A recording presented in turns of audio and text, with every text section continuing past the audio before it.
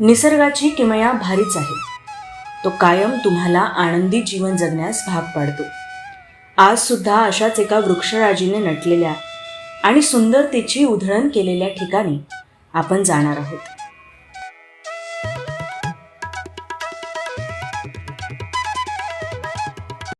चाळीसगाव रस्त्याने जाताना तुम्हाला आजूबाजूला हिरवाईने सुजलेले व विस्तृत पसरलेले माळ दिसतात. दहिवाळ गावाच्या थोडं पुढे गेल्यावर आपल्याला चिपदरा देवस्थानाची पाटी दिसते.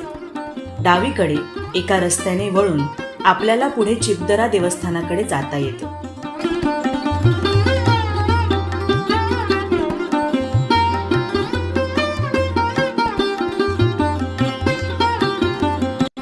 जाता क्षणी डोळ्यांचं पारणं फिटेल इतकं सुंदर दृश्य समोर येतं.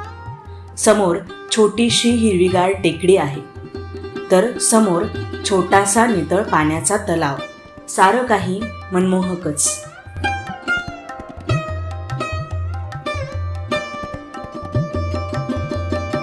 चिपदरा याचा अर्थ छोटा दरा असा होतो.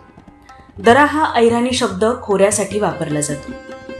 चिपदरा येथे चंद्रेश्वर महादेव मंदिर आहे. आख्यायिकेनुसार हे शिवलिंग 900 वर्षापूर्वीचं आहे.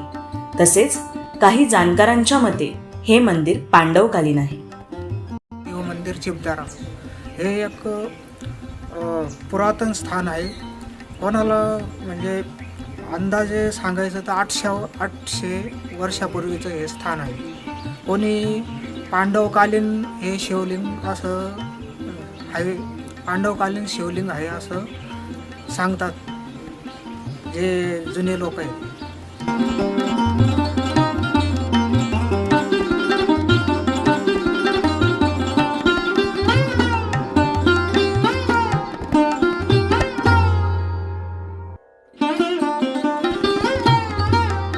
मंदिराचा परिसर अतिशय सुंदर आहे.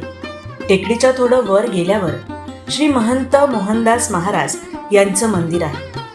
तिथंच बाजूला छोटी गुफा आहे. तिथे ते ध्यानधारणा करत.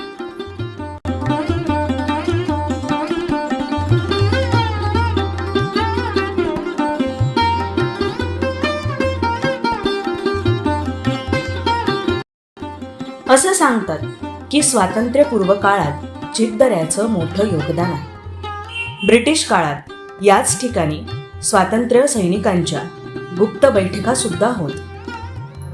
ब्रिटिश काळामध्ये स्वातंत्र्य सैनिक जे होते ते गुप्तपणे त्यांच्या बैठका येथे होत असायच्या. त्या बैठका त्या स्वातंत्र्यपूर्व काळात त्या होत असत.